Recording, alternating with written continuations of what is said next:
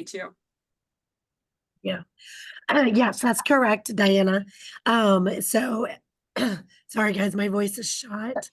Um, but this is my cousin Sherry and Magda, and we have different people all over the city so that they can go places and do the tech. Oh, that's wonderful. Yeah. So basically what a typical appointment looks like is a Zoom meeting, sort of like this. We usually do Google Meet with our patients.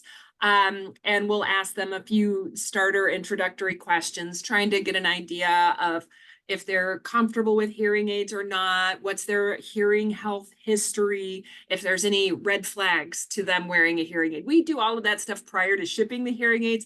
I tend to like to do it in my first appointment to help build a rapport with the patient, and to let them know that I'm thinking about all of those things. And then I can document it in my notes as well, saying that I did my due diligence.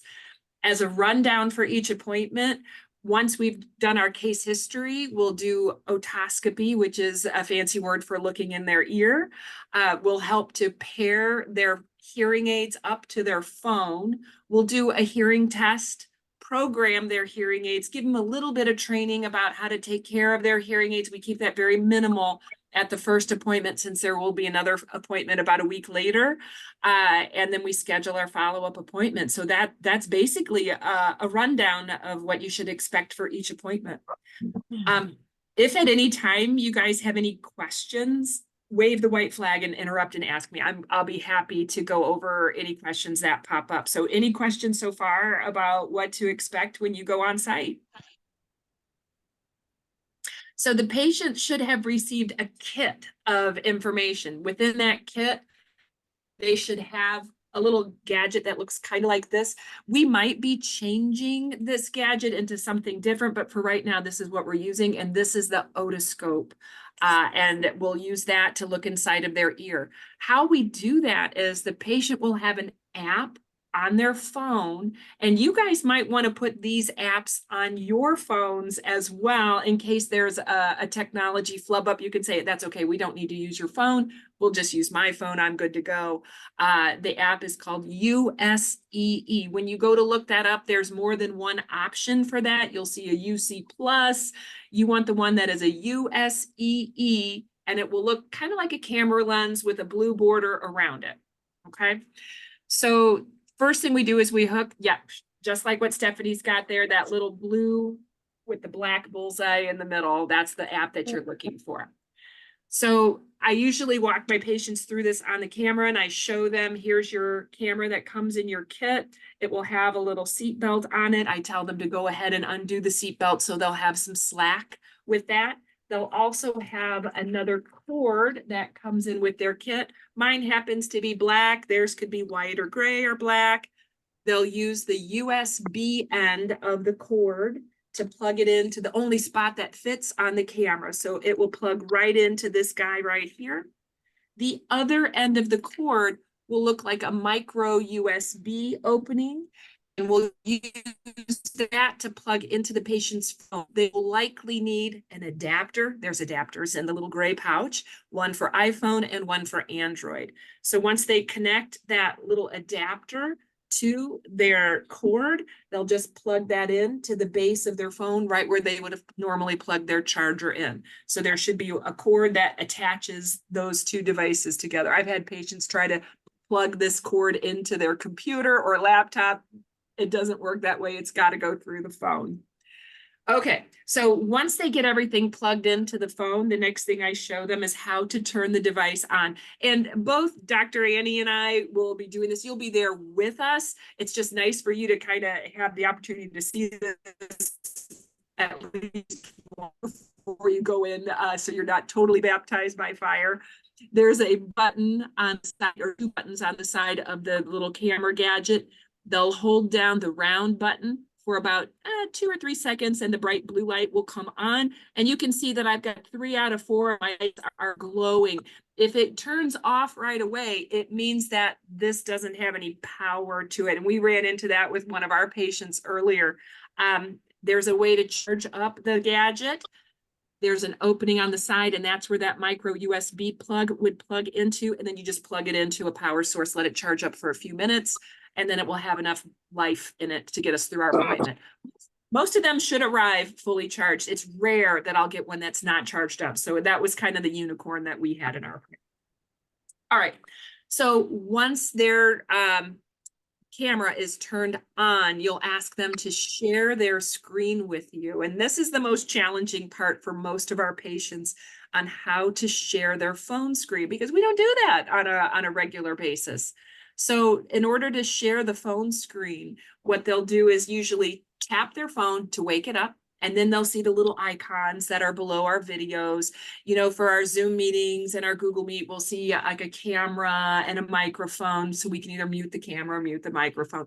But if you go down a little further, there are 3 little dots up and down, look like snowman buttons. That's our menu. They select the menu. They'll go to share screen and then start broadcasting. That way I will see everything showing on their phone. Even if they get a phone call, I'll see that coming in too. One of the hardest steps for a lot of our technologically challenged patients is once they've started showing that screen sharing, is how to get back to my home screen so I can open the app to look in my ear.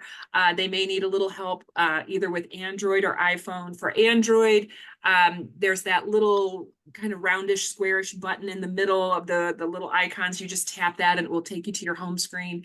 For an iPhone, you would swipe up, and you might have to swipe up 2 times from that screen. Both Annie and I know this, and we'll tell them what to do through that process. If it's an older iPhone, they have to push the home button to do that. Once they open up the USEE app, they may need to agree to the terms and conditions before they continue, but then we'll see the camera showing up on their phone screen, and I'll see it in my Google meeting as well. We'll help the patient to slowly guide the little camera pen into their ear. As long as they're moving very slowly, and we encourage them to do that. We encourage them, if it hurts, to stop. Nobody's ever complained to me that anything hurts in their ear.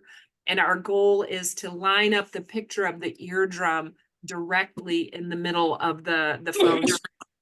So we'll coach them through that process. Once we get a great image, we take a screenshot of it.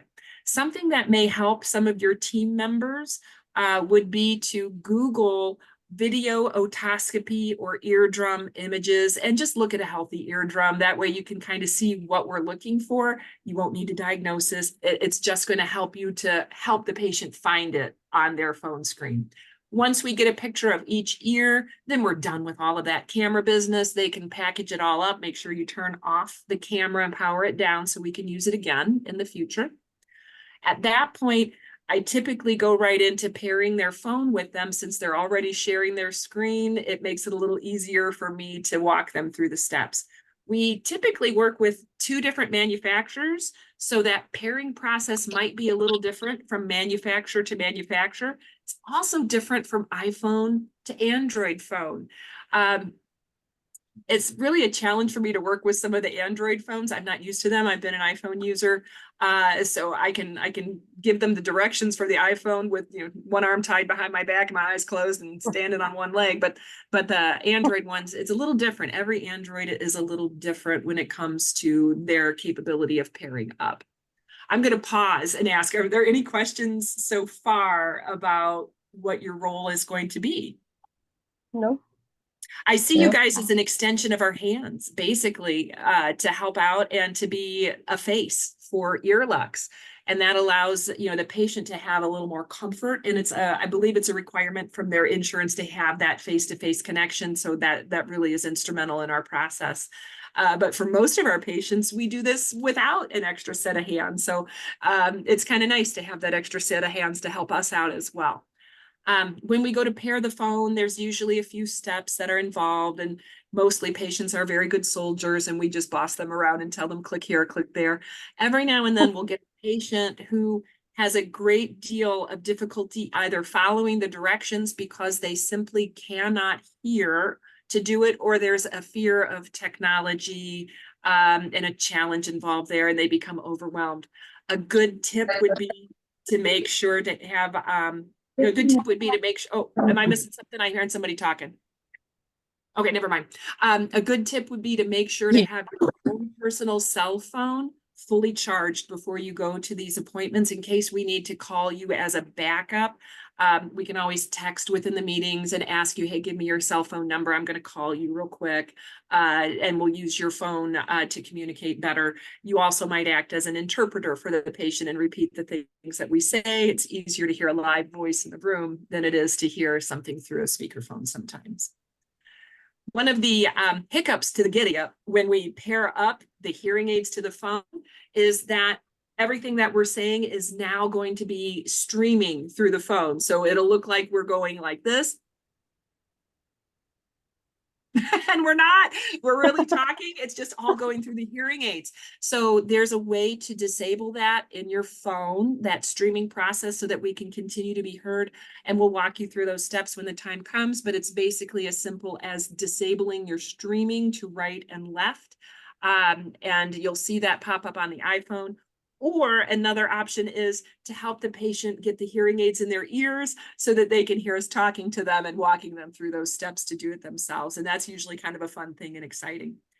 When the patient puts the hearing aids in their ears and they're streaming from their phone, they may say, it's very, very soft, I can't hear this. And it's because we haven't programmed the hearing aids appropriately yet. The way that they will adjust the volume for the streaming is just like you'd adjust the volume for any phone call, using the buttons on the side of your volume level for your phone to make it louder or softer. So if they react and say, oh my gosh, it's too loud, we'll just turn the volume down on their phone, or if it's too soft, we'll turn it up. Typically, if it's too soft, I encourage them to turn the volume up, but I also let them know we're not programmed yet. We're going to do that next.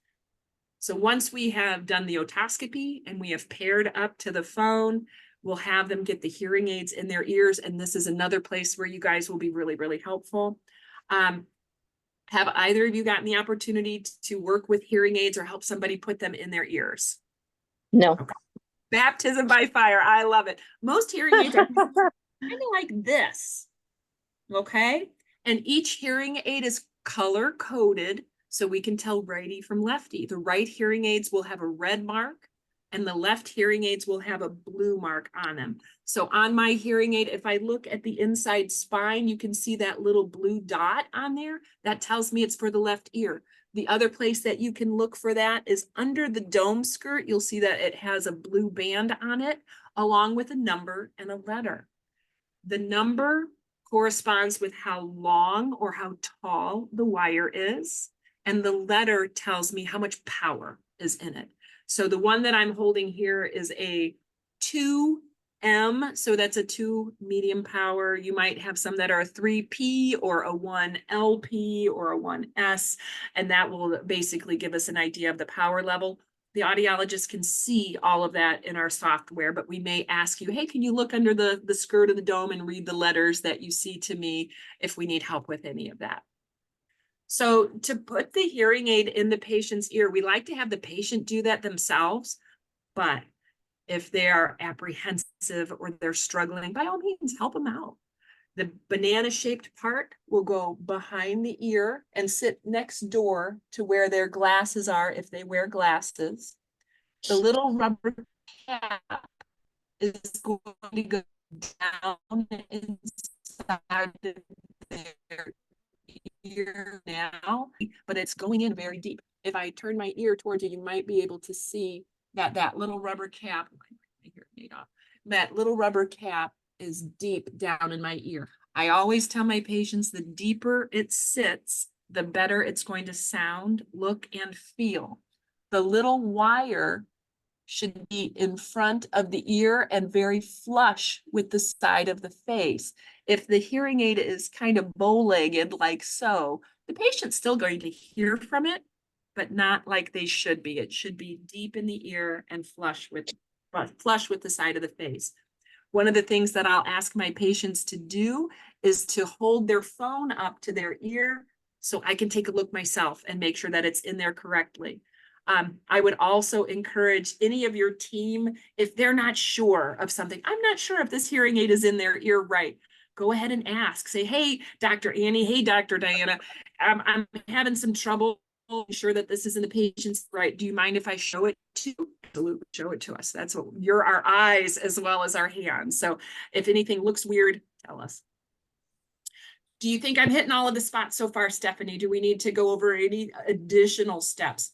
I know there's going to be some downtime during the hearing test. It usually takes a good 10 minutes or so where the patient will be sitting there quietly and just saying the word yes, yes. Every time they hear a beep, it's kind of boring. That's a good time to do a little bit of paperwork, get caught up on your own texting, or follow up with anything. But once that test is over, we go over a few basic things on how to put hearing aids in the charger, how to take out of the charger. The chargers must be plugged into a power source in order to be effective. If you unplug the charger, the hearing aids are no longer receiving power, and what will happen is they will turn on. We try to warn our patients ahead of time to plug their hearing aid in so that it's charging. On the battery will get on the hearing aid. We patient charge on a Friday, unplug them and have a Monday appointment. And now we have dead hearing aids for the appointment. So we try to prevent that where we can.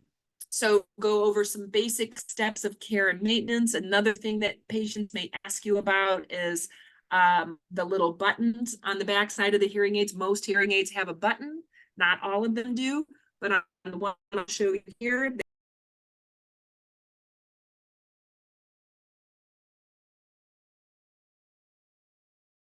a depression button.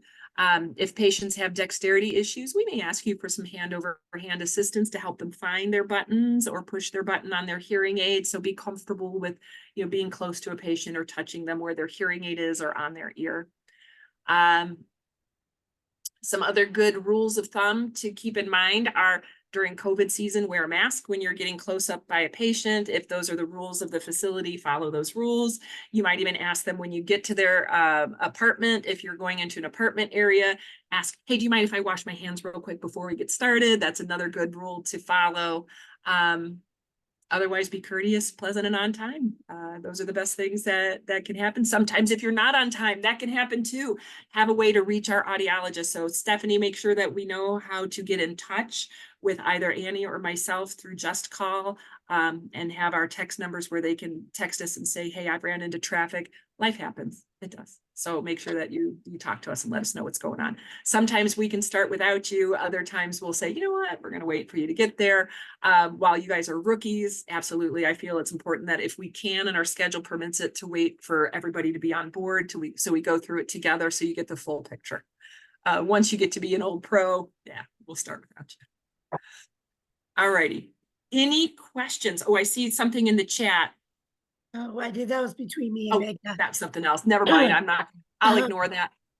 So I'll try and talk, but my voice is going. So a couple of things I found out. Make sure your phone is charged. Oh. That's super important. Go with a fully Phones, charged phone. laptops, iPads, anything that you're going to use for your communication with the patient. Sometimes phones are best, even though they're smaller screen, they tend to be the most efficient and work the fastest. But yes, either have your phone charged or at least have a cord where you can plug in and use your phone while it's charging. That's fine too. Yeah. And I would check the camera just to make sure you don't have that unicorn. I have that unicorn. So just check that, turn it on, because that little fluster can take you off a little bit. Now, do each of your people have their own camera, or are those going to be at the house with the patient? No, they'll be at the house with the patient. Okay, then yeah, it'll be with the patient, and they should be charged up. What happened for Stephanie and I was I went to do otoscopy and the camera battery was dead. So we kind of switched gears. We put the camera to the side, let it charge up. We did everything else we needed to do. And then we ended the appointment by looking in the ear with the camera. Not ideal, but it was what we had to do because of battery power. It worked.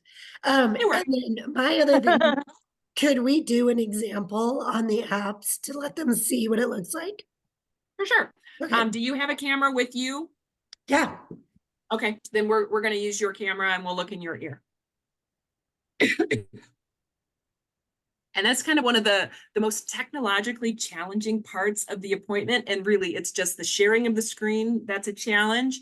And then having the patient get oriented in the position. So when they go in with their camera into their ear, they might need to rotate it, not just wiggle back and forth looking for their target, but even turn it around, making the top the bottom or the bottom of the top, depending on how they stuck it in their ear.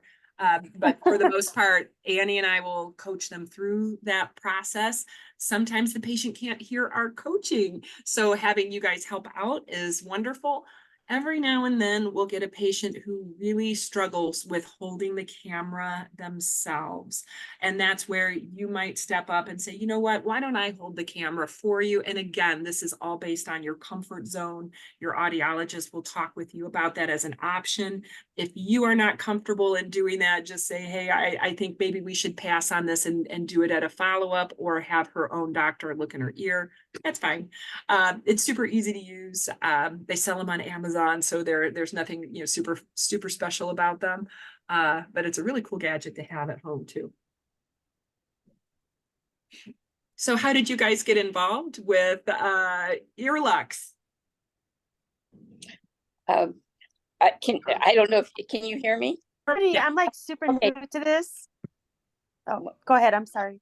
Oh, well, I am Stephanie's cousin, so she got me involved. Awesome. I think you're going to have a blast with it. I mean, it's a lot of fun people, and you get to learn some really cool things. I was just asking the team how they all got involved with great. Earlux, and Magda said she was new to this. And I also heard from your cousin, and she's like, yeah, Stephanie hooked me up. So Yeah, I always bring in all my favorites. I love it. I love it. So let's go through the process of what it would look like if Stephanie was my patient and I had nobody helping us out today. So I will give Stephanie the directions on exactly what she would need to do. I would tell my patient to get her camera out, and you can take your little seatbelt off of your camera. And then you'll use the USB port to plug it into the opening that you see on your camera. It's only going to fit in one way. So if you're pushing hard and it's not going in, you may want to flip it around or look at the inside and line up the lines so that they're opposite. Are you able to get your USB into your camera? Okay, Yep. good. And then you'll need to plug in the micro USB into the correct adapter. Depends on if you have an iPhone or an Android. Find the adapter that looks like the gadget you would normally charge up your phone with. And it's all in the little kit for them. Sometimes patients will ask if they should use the little black specula like they have in the doctor's office. I usually don't use those. Those tend to get in the way more than help. Now in the doctor's office, they're much more helpful, but for our purposes, we don't need to use them. And once you get your little adapter plugged into your phone end, I'll have you power on your camera by holding down the little round button on the side, not the big round button on the front. We want the little round one on the side, and you'll just hold that down for a couple of seconds, and then you'll see your bright light come on. Perfect. Stephanie is getting her adapter plugged in, and then she'll get her camera plugged or turned on next.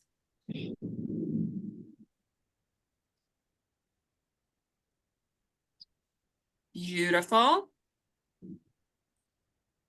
And just so you guys know, the order of these steps isn't 100% necessarily turn this on first, plug this in first.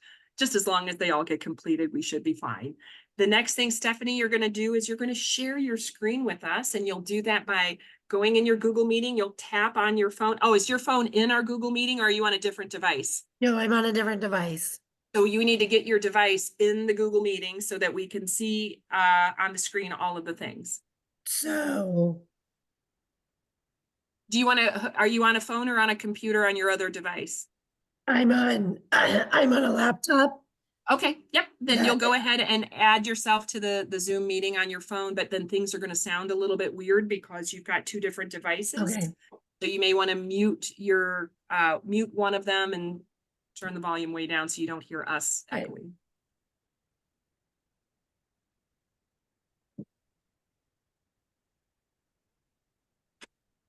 Recording in progress. So on your phone, turn the volume all the way down and mute yourself. Perfect. So on your screen, we may need to turn your volume down on your computer too. Are you still hearing me okay? Yeah. Okay. So what you'll do next is you'll share your screen from your phone, and you do that by selecting the three little snowman buttons on the bottom. So where do I want to go? So you want to be in the Google Meet first. So go ahead and go back to the Google Meet and show me your phone. Because we're not doing Google Meet. Oh, I'm sorry, your Zoom Meet. Go to your Right. Zoom. And can you show me your phone? And are you in the meeting with us? It looks like we're up in the corner. Yeah. Yeah, we want to be full screen. And then you should have an option to share your screen with us. Do you see an option Okay. down at the bottom to share screen? Yep. So for perfect, and just share your screen with us, and then we should see what's on your phone. For Earlux's purpose, it will be through Google Meet, and she'll follow the little prompts where she'll hit the 3 little buttons. So now you're going to see from Stephanie's phone as well. It looks like on Zoom, it may be a little different. There we are. Now we see it. So next you're going to go to your home screen of your phone, and you might need to swipe up to get out of there and then swipe up again. And then let's find your USEE app. And from here forward, it's going to look pretty much the same as what we would see in our regular meeting. Oh, we almost had it. Go back to that USEE app. There we go. Now my picture might be in the way. There it is. Awesome. So now we're looking through the little pencil that Stephanie has. That's her camera. And as our patient, Stephanie, I'm going to have you guide that little pencil into your right That's so ear. cool. Gross. That's so weird. I'm very adjusted right now. No, that's normal. It looks beautiful. Go ahead and guide that in. We want to look in your ear today. Perfect. You're going to go in a little bit deeper and you're going down towards that dark circle. You want to keep that in the center of your screen. Let's go in a little bit further if you can and angle it upward if you can, just a bit. So right now I can see a tiny amount of earwax in Stephanie's ear, but overall it looks pretty darn good. And I'm taking a picture of Stephanie's ear and keeping it on my computer for future reference to tease Stephanie if we need to for anything. Let's go ahead and take a look at your left ear next. Go ahead and guide that little pencil into your left ear. Yeah, I like to have fun with my patients. I usually tell them, you didn't know you were going to play doctor today, did you? And they usually get a kick out of this part. So you're going to go in a little bit deeper if you can, as long as it's comfortable and not painful to you. You might even pull back on your ear to straighten out your ear canal so we can see a little better in there. And then you're looking for that dark circle. It's harder than it sounds. And it's all about that orientation of the camera too. So we're seeing a lot of canal wall, but not seeing your eardrum. We need to get down to where that eardrum is at. And it's going to be underneath that little pocket that we're hitting. There we go. It's way in there. Oh, there it is. That's what we're looking for. Nice job. All righty. You go Good ahead and job. take it with your ear, and then you can power down your camera and you can stop sharing your screen. So those are the things that you guys are going to see on the screen while we're doing that. I take a screenshot of it. We keep it in the electronic chart, which is great reference for future. Yep, you go ahead and stop sharing your screen and then unplug and power everything down so we don't waste our batteries on that. Those little cameras come in handy for future follow-up appointments for patients. I don't think you guys are doing any of the follow-up stuff, but they can take zoomed in close-up pictures of their hearing aids, or even another picture of their ear if they notice a change, if there's an earwax situation too. Next. I have a question. Yeah. How long does the whole thing take? From start to finish, bank on about 90 minutes. And Okay. that's how we schedule them in our books, is 90 minutes. Do we ever finish earlier than that? Yep. Do we ever finish later than that? Yep. We try not to. Annie and I are scheduled pretty dress right dress. We're pretty tight with our schedule. So if we run over, it's a problem for everybody. It means we're running late for somebody else, and we don't like to do that. Right. But 90 minutes is a very fair guess. Now, that 90 minutes too, we account for some patients that might have technology issues or are slower with their phones.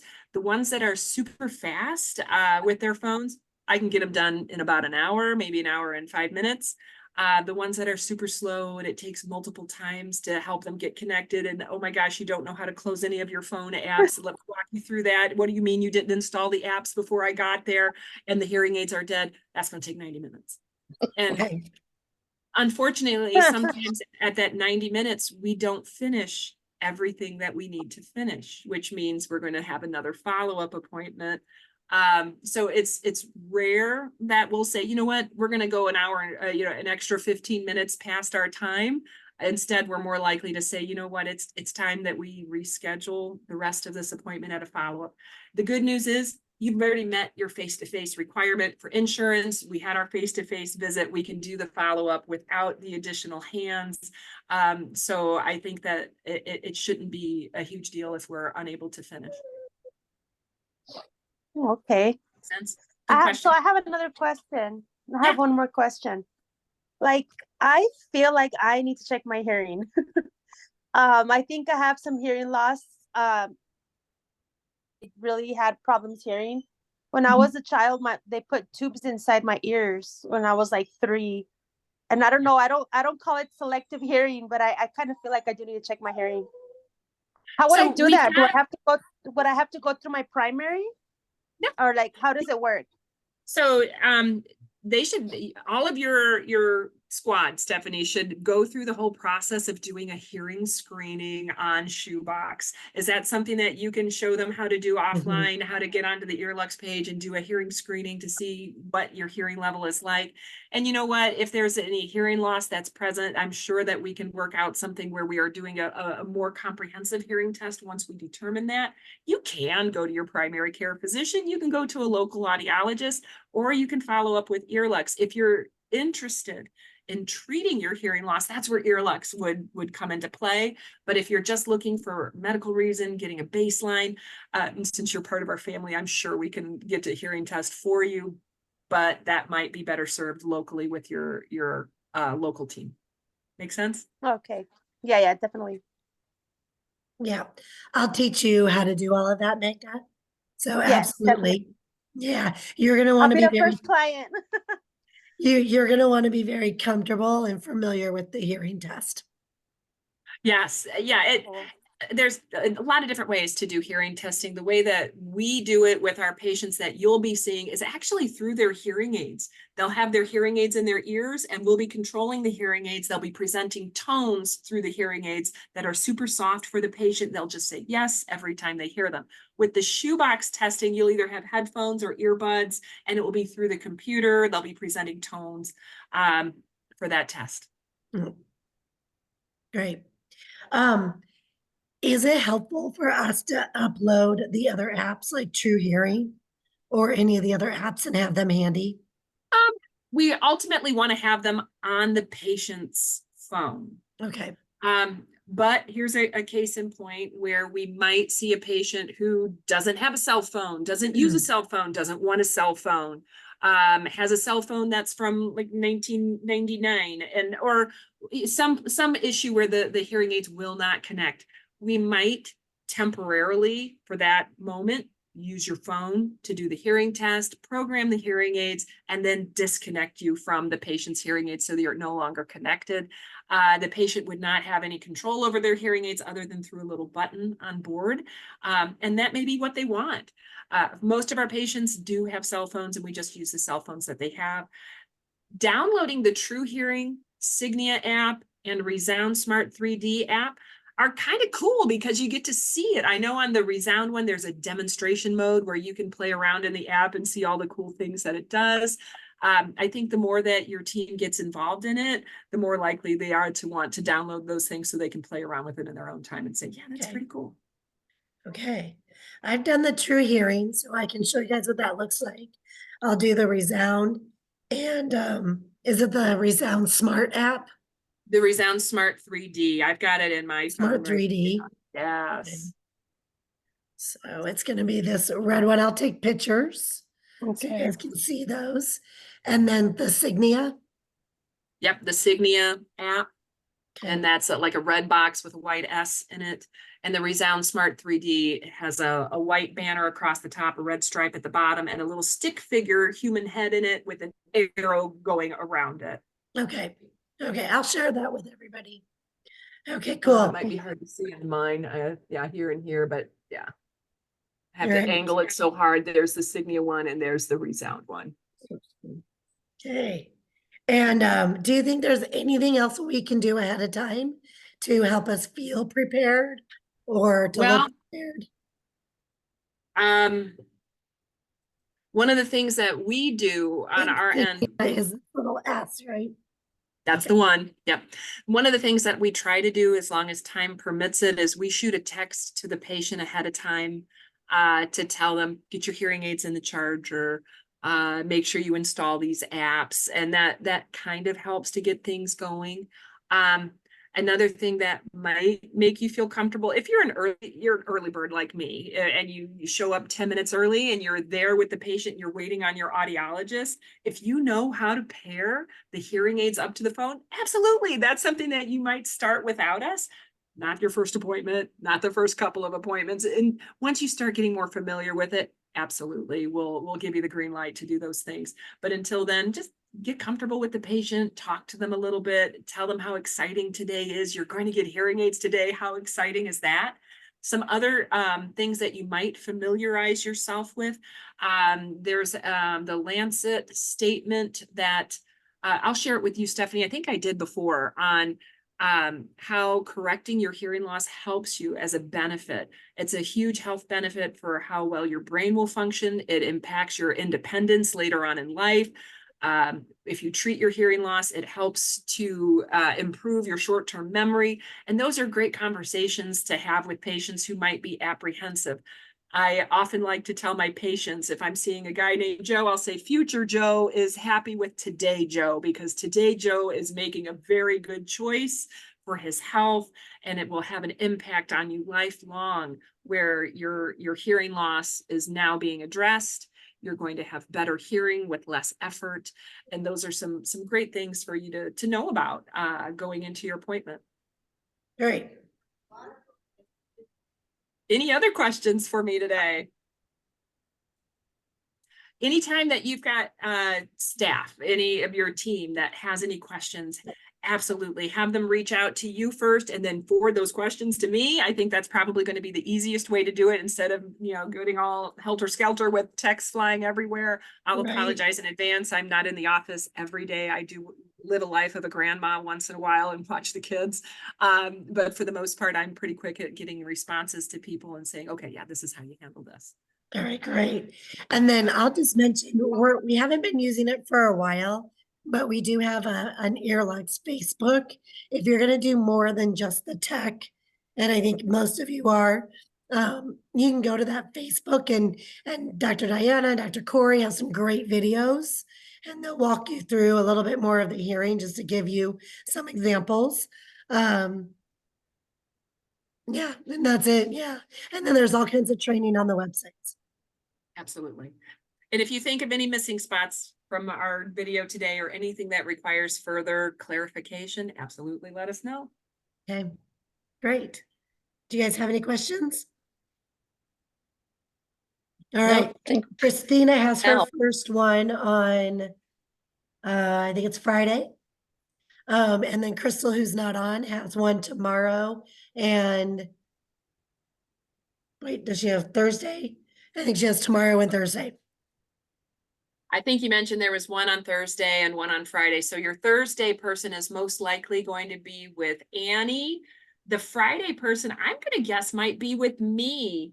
It's at 10 a.m. your time. Yep, that's my guy. So we'll be whoever so that'll be Christina.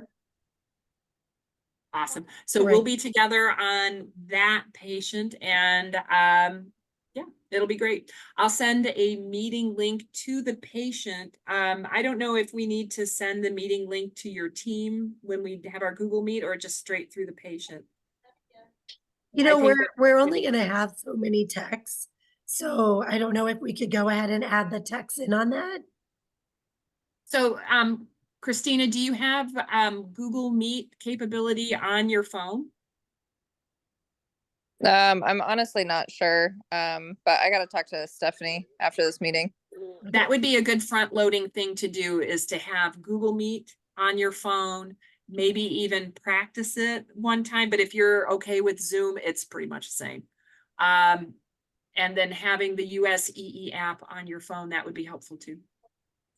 All right, and so that's what try and show you. I'll send you guys that app, And if you have it on your phone, you just click the link and it takes you right there. Yep, it's super easy. I walked my mom through the process. She's 80 and not very technologically savvy, and she was a rock star at it. So if she can get it, you can get it. Okay. All right. So I should have sent all of you the different apps. So if you don't have anything or if you have any trouble with that, let me know. Okay. Great. Any other questions or concerns? I think we're good. Okay. All right, beautiful. All right, have you stopped your recording? Nope. Oh, yeah, stop your